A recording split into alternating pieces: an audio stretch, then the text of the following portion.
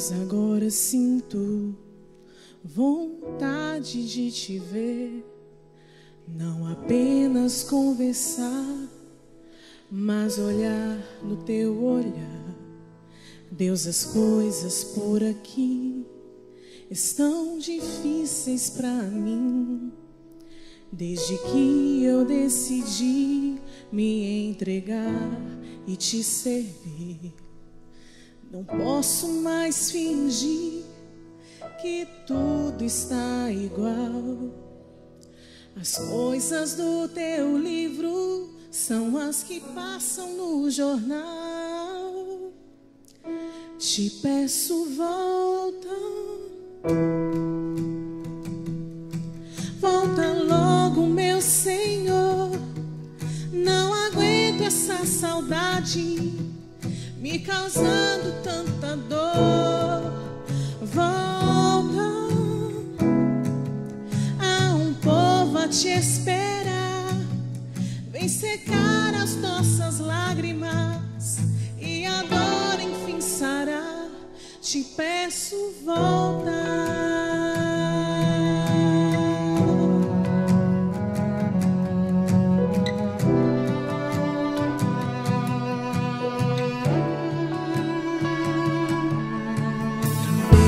Agora entendo a saudade que eu ouvi.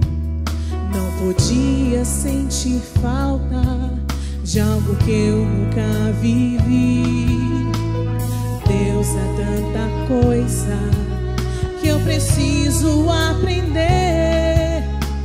E hoje tudo o que eu desejo é fazer o teu querer. Não posso mais ver o teu nome escurecendo e o homem cada dia mais do Criador se esquecendo. Te peço, volta, volta logo, meu Senhor. Não aguento essa saudade me causando tanta dor.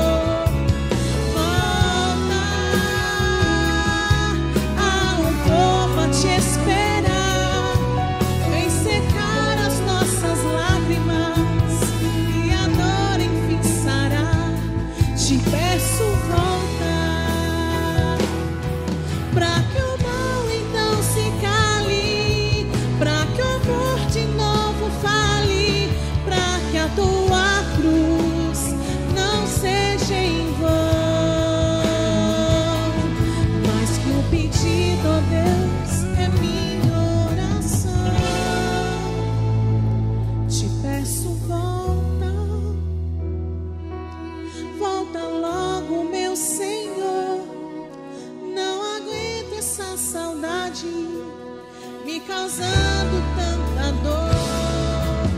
Volta, há um povo a te esperar. Vem secar as nossas lágrimas e a dor enfim sarar. Te peço, volta.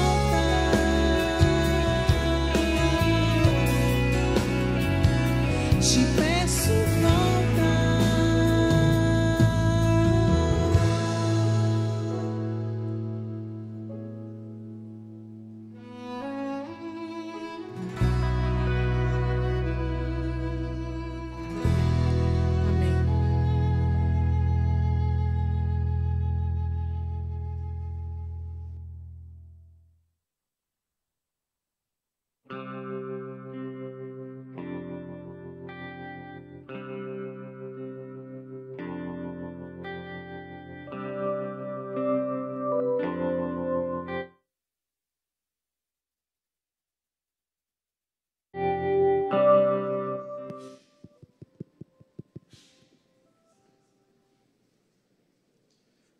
Bom dia. Abra sua Bíblia no livro de Daniel e no capítulo 3. Eu quero cumprimentar também os nossos internautas, porque eu tenho certeza que existem algumas pessoas que estão participando conosco pela internet. E E hoje é um dia muito especial, o dia do jovem adventista, o dia mundial do jovem adventista. Todos os jovens estão celebrando nessa manhã nas suas igrejas esse encontro todo especial.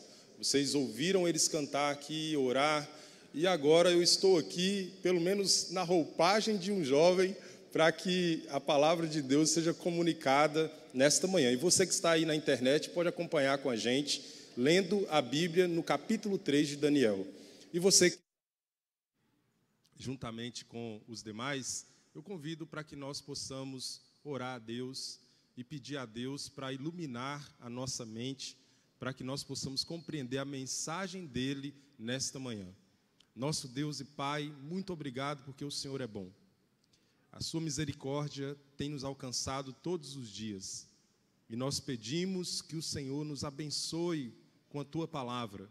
Que o Espírito Santo do Senhor nos alcance nessa manhã.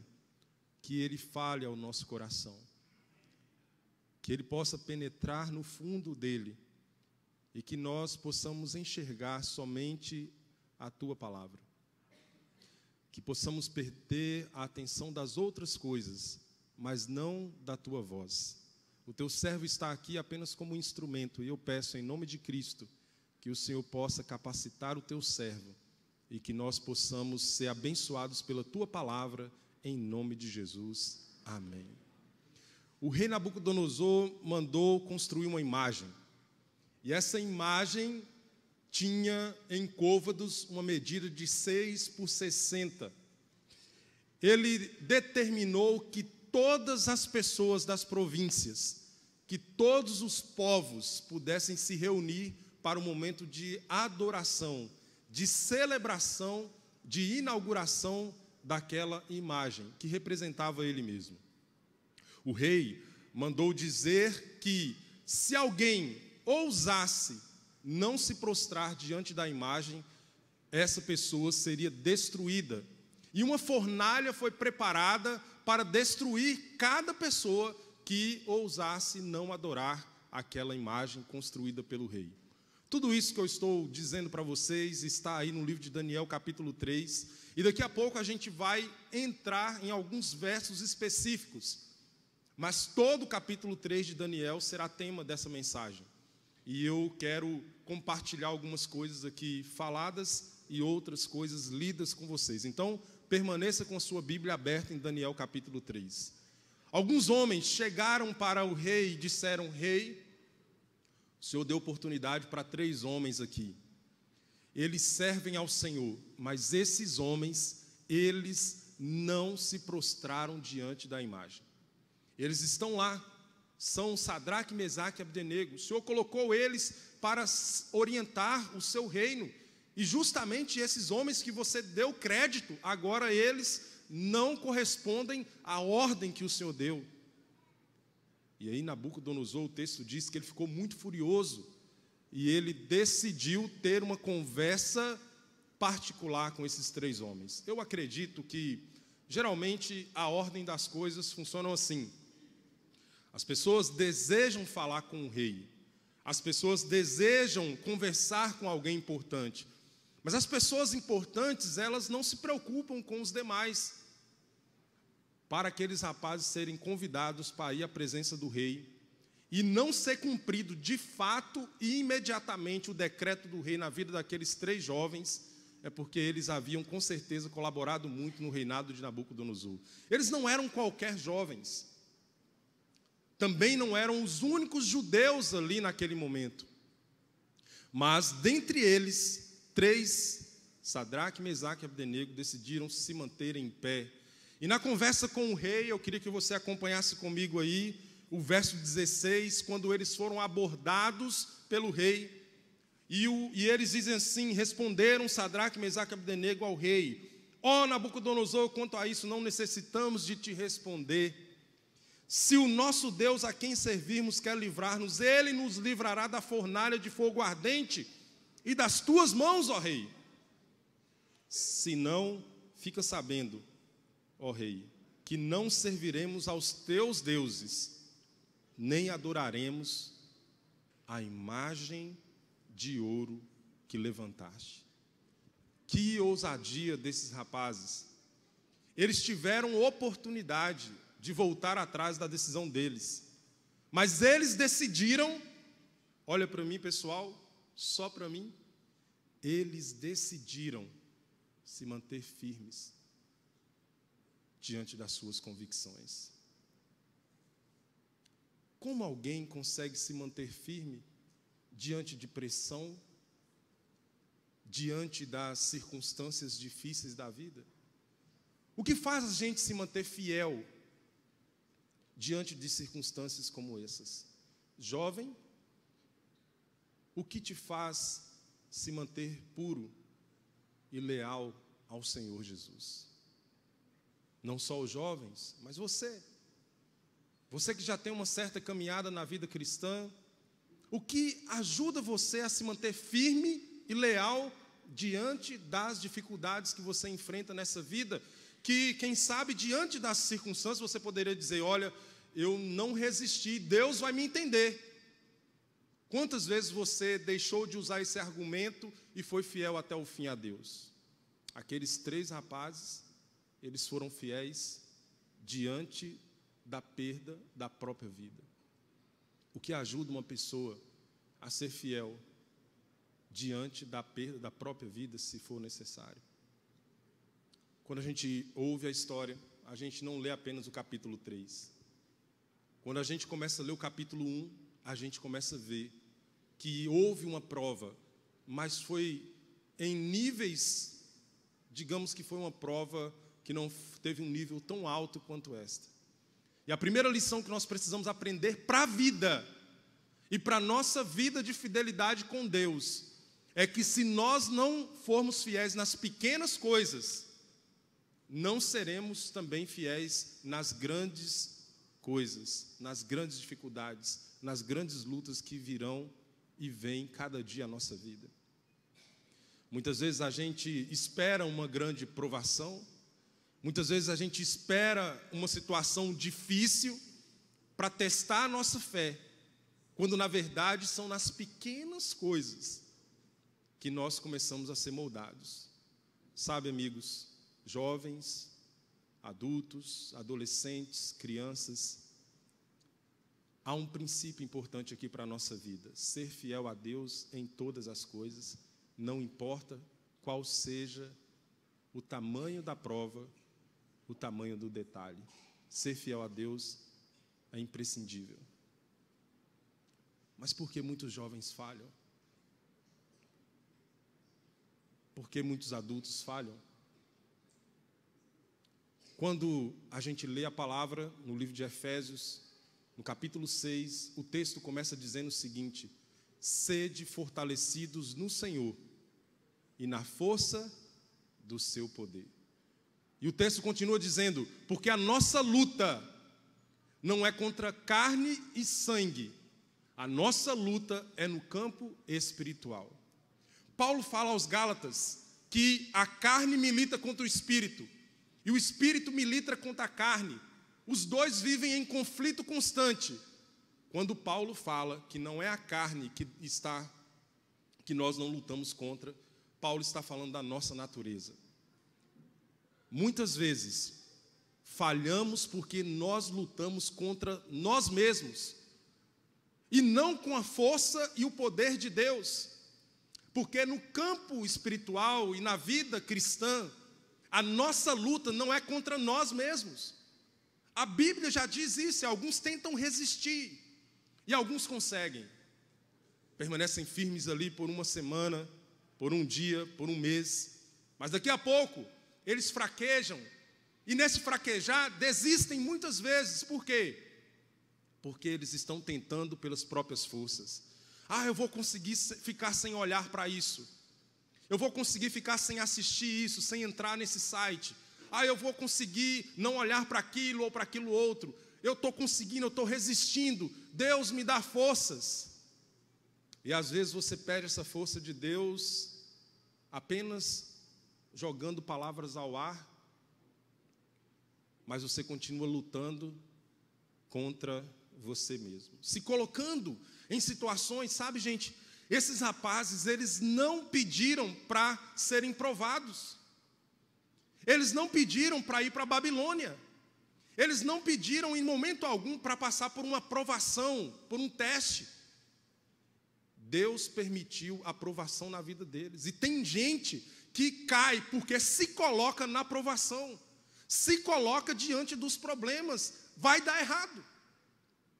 Você, muitas vezes, quando se coloca numa provação, você está se colocando. Alguns namoros, a gente se coloca no problema. Alguns negócios, a gente é que arruma o problema. Deus permite problemas na nossa vida.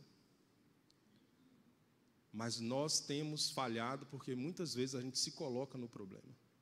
Esses rapazes aqui, eles não pediram para ir para a Babilônia, eles não pediram para ser servos do rei, eles não pediram para fazer nada, eles foram fiéis nas circunstâncias que Deus permitiu que acontecesse na vida deles. E eu digo para vocês, vocês ficam aí muitas vezes se colocando nas provações, quando Deus já vai permitir provações na vida de vocês.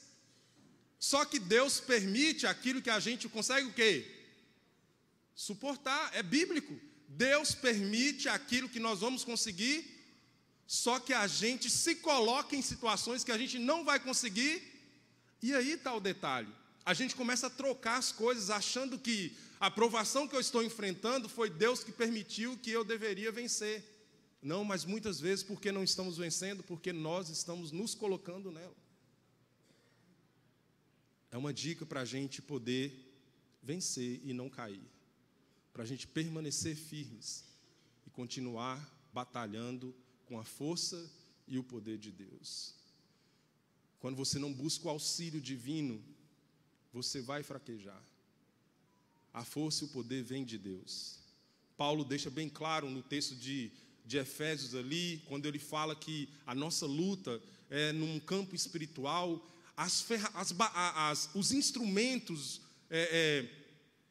a vestimenta, tudo que ele apresenta ali como espada, como escudo, como couraça, como calçados de batalha, são couraças e instrumentos e espada e escudo, tudo isso que é colocado ali. Ele dá um símbolo espiritual e nenhum deles provém de nós. Nenhum deles provém de nós, mas cabe a nós buscar em oração, pela fé, na palavra. Se a gente fizer essa parte, se a gente buscar o poder em Cristo para vencer e parar de ficar se colocando em situações que nós vamos fraquejar, nós vamos começar bem no novo caminho, o caminho da vitória. E aqueles rapazes, você pode estudar o texto do capítulo 2, eles buscavam a Deus constantemente. Eles eram inteligentes, 10 vezes mais do que qualquer outro sábio da Babilônia. Eles eram inteligentes, mas eles não eram autossuficientes. Sabe uma das coisas que tem destruído e feito com que muitos possam cair? Eu consigo resistir. Autossuficiência. Não, eu consigo resistir a isso aqui. Eu consigo passar e não olhar. Eu consigo ficar até tarde e não fazer. Eu consigo ir em determinado lugar e não me envolver. Essa autossuficiência nossa faz com que a gente caia, e o tombo é feio. O tombo é feio. A autossuficiência tem destruído muitas pessoas no campo espiritual, porque elas se acham capazes de resistir às provações, às tentações e às dificuldades que nós enfrentamos na vida. O segredo para estarem firmes diante de uma situação de morte é porque esses homens, eles buscavam a força e o poder no Senhor. Mas eu vejo também um outro item importante aqui, vocês podem perceber que são 3 Sadraque, Mesaque e Abdenego. São 3. É muito interessante a gente perceber o quanto os relacionamentos influenciam na nossa vida. E olha, falando especialmente para adolescentes e jovens, um grupo de pessoas que buscam relacionamentos constantemente, entre amigos, ou namoro, enfim, é um grupo que não gosta de ficar só. Você nunca vê assim, entre aspas, né? Mas é majoritário o grupo que sempre está procurando um grupo similar. Você vê os adolescentes procurando uns aos outros para fazer algo, para conversar, para brincar, para conversar e tudo mais. Os jovens querem estar juntos. Aqui nós temos uma juventude que faz isso muito, já percebi. E lá no Instagram eu fico mandando mensagem para alguns, nem me convidarem. Aí eu já dei a senha. Disseram que vão me convidar para uma saída. Eu não sei, eu já vi vários, né? Só vejo lá os stories, né? É na pizza, é no japa, é no açaí. Aí eu falo, mano, que dia que vai me convidar aí? Para estar junto. Mas eles estão lá juntos. Eles estão lá sempre juntos. E olha, quando a gente tem um amigo que está buscando a Deus e está junto com a gente, o que esse amigo nos ajuda? Permanecer firme. Mas quando a gente tem alguns amigos que a gente não consegue exercer influência neles, são eles que exercem influência em nós, e são influências para o erro, para o pecado, aí deu ruim. É o termo, né? Deu ruim. Para outras situações, deu bom, mas para essa situação, deu ruim. E, gente, eu digo para vocês, amizade verdadeira, cristã, faz a diferença na nossa vida, ajuda a gente a se manter fiel a Deus. Mas algumas amizades, e eu incentivo, eu nunca vou dizer para vocês assim, jovens, não se relacione com jovens que não são cristãos, no sentido de amizade, porque a gente precisa exercer influência, a gente precisa se misturar como o sal que Jesus apresenta. Esse sal tem propriedades ali, como mansidão, como pureza de coração. Aquelas bem-aventuranças são as propriedades do sal, que ao misturar-se com as pessoas vão levar sabor para a vida delas. Eu nunca vou dizer, jovens, não se misturem com outros jovens que não sejam cristãos, não. Mas eu vou dizer, você precisa exercer uma influência de sal, dar sabor à vida dessas pessoas, você precisa ser luz no meio deles. É isso sim.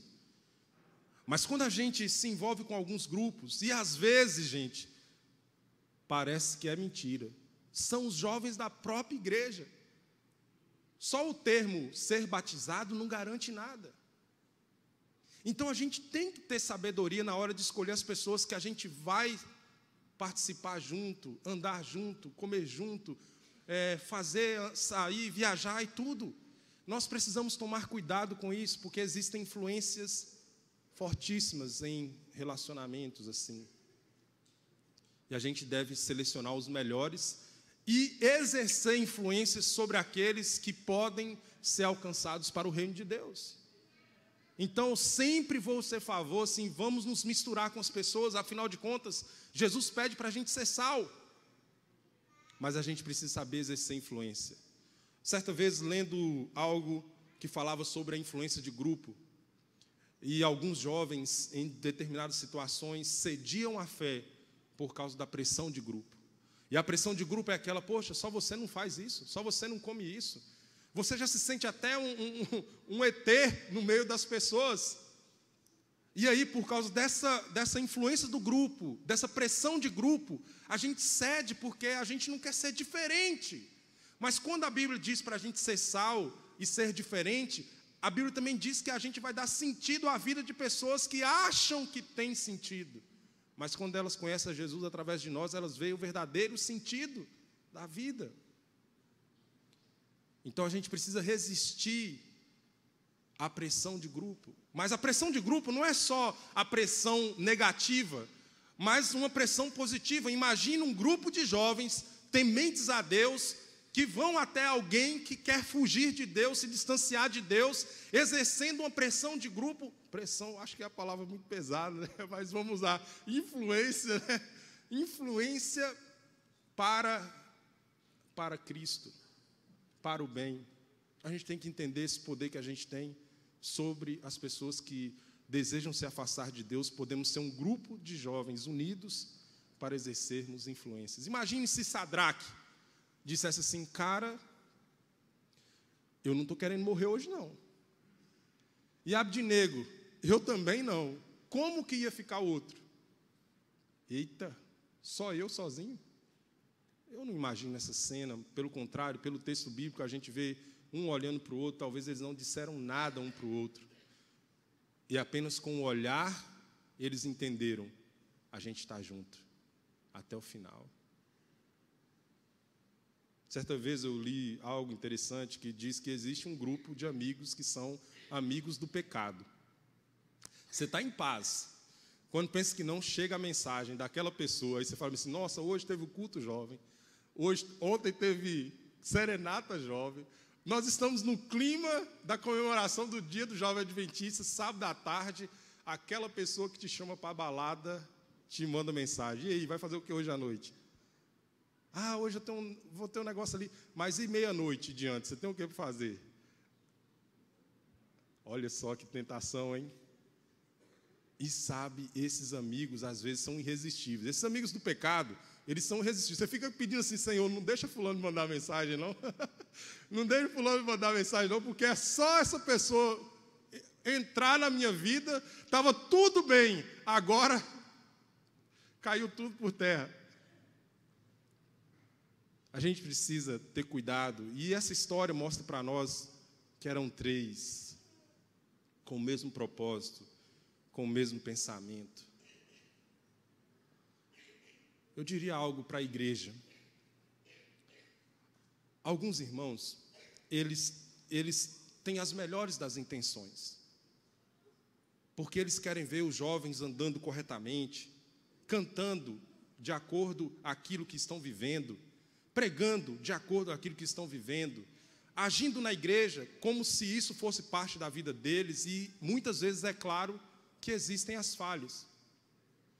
Mas alguns querem apenas assim mostrar: olha, fulana, cicrano, e discordar que jovens que erram, e às vezes de maneira pública, não poderiam estar na igreja participando. Eu quero dar um exemplo para vocês aqui da minha vida. Na minha família era muito interessante, porque a minha mãe sempre me protegeu. Mas vocês acham que eu era um menininho de Jesus, fazendo tudo certinho a vida toda? Ah, gente, não se enganem. 15, 16 anos, 17 anos, tinha umas coisinhas que eu fazia que não eram legais. A minha mãe sabia. Nas reuniões de comissão, aparecia nome do filho de Maria, do filho de Josefa, do filho de não sei quem. E aí minha mãe: pois é, esses meninos aí, tudo errado, não sei o quê. Ou seja, o filho dos outros, né? Mas o filho dela: não, meu filho querido, você faz isso tão bem, não sei o quê, filho e tal. Muitas vezes nem falava, só ocultava. O que ela gostava era de me ver participando, mas o que ela sabia é que não condizia com o que eu vivia.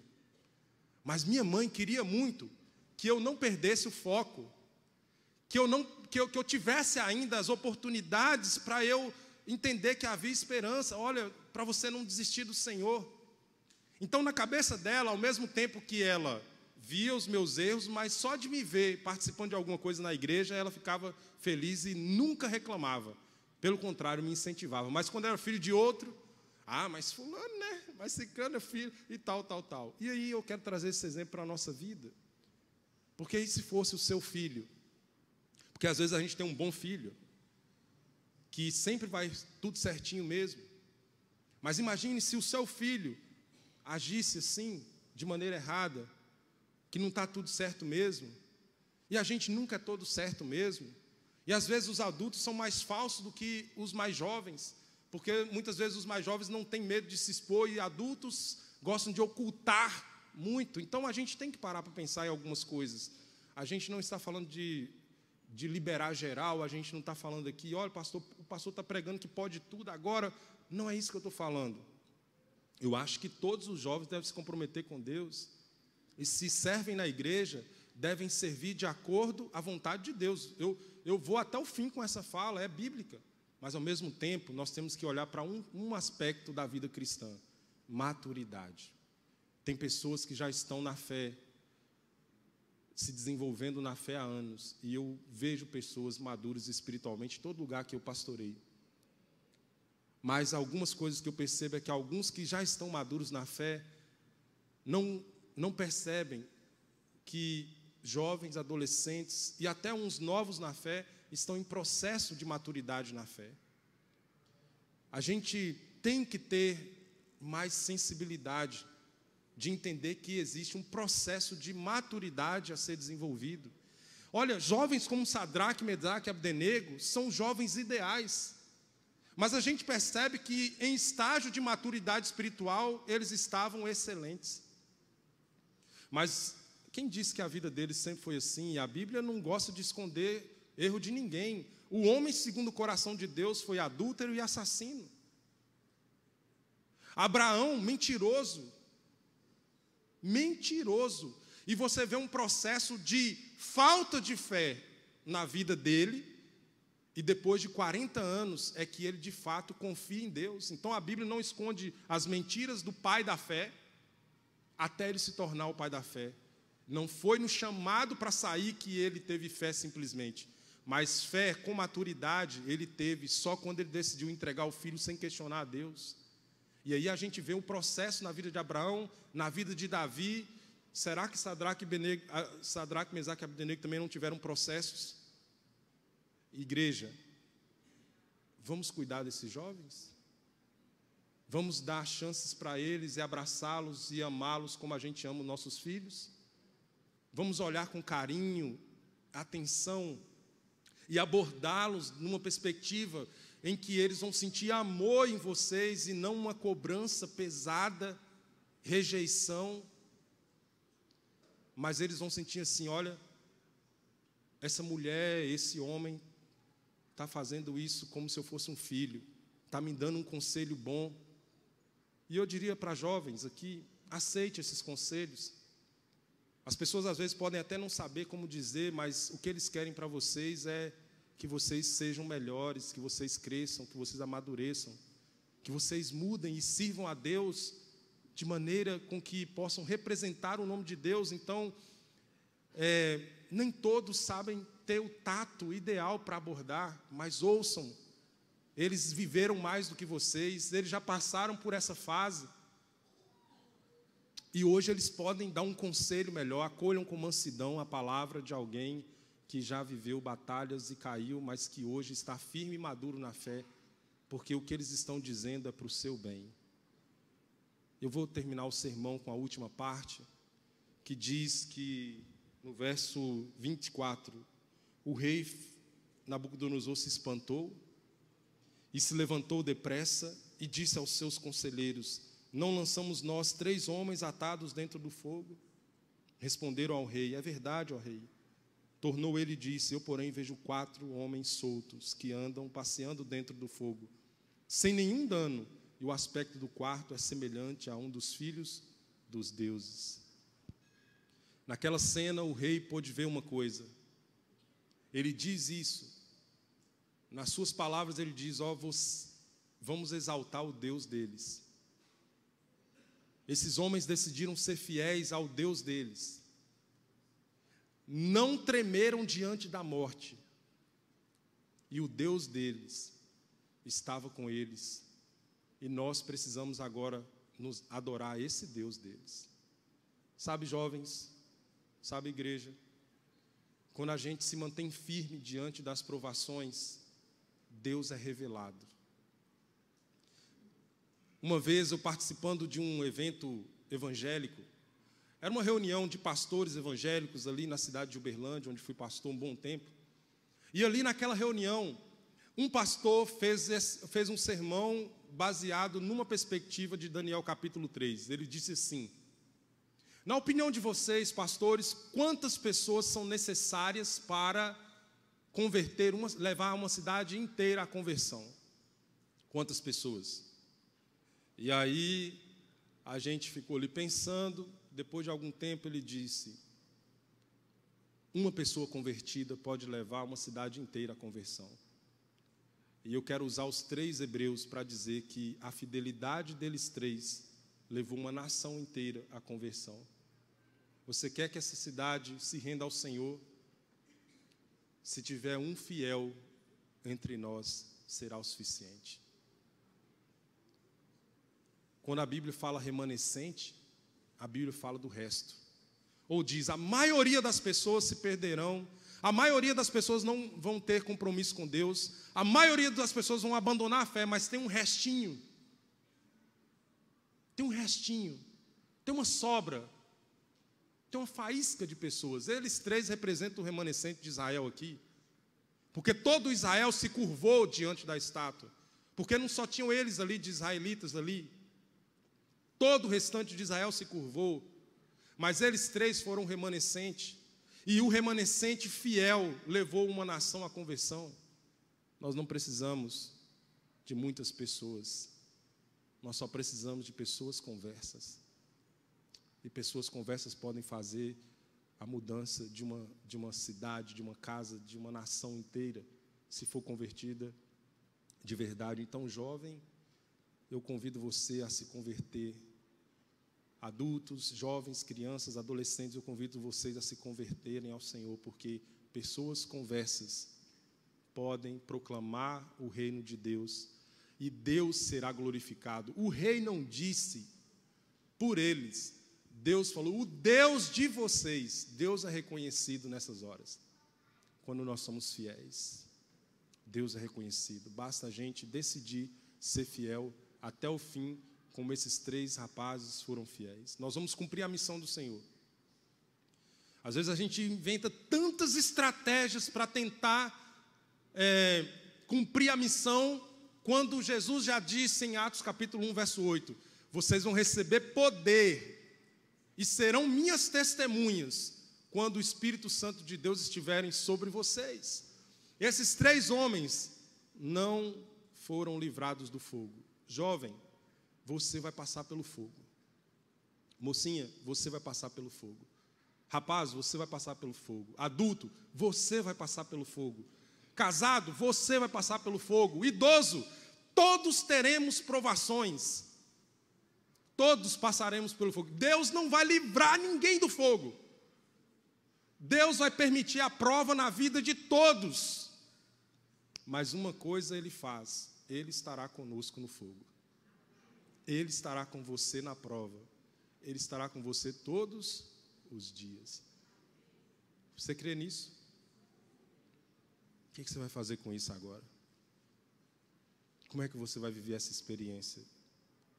Eu já disse, tenha comunhão com Deus, como eles tinham. Tenham relacionamentos fiéis a Deus, como eles tinham. Ou exerça influência na vida de pessoas que não têm Deus. E por fim, cumpra a missão de Deus na sua vida, para que nós possamos ter a experiência que esses homens tiveram.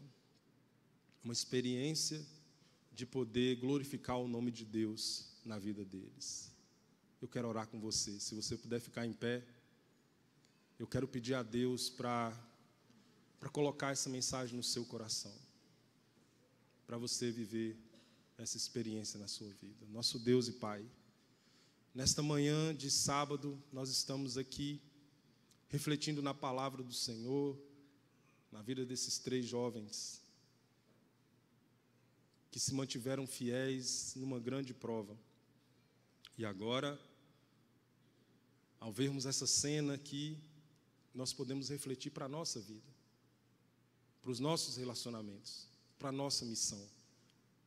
Nós queremos, ó Deus, ser instrumentos do Senhor nessa terra. O Senhor levantou essa igreja, esse povo, e com certeza o Senhor vai capacitar o teu povo, os teus jovens, os teus adolescentes, os teus idosos, todos. O Senhor tem poder para isso.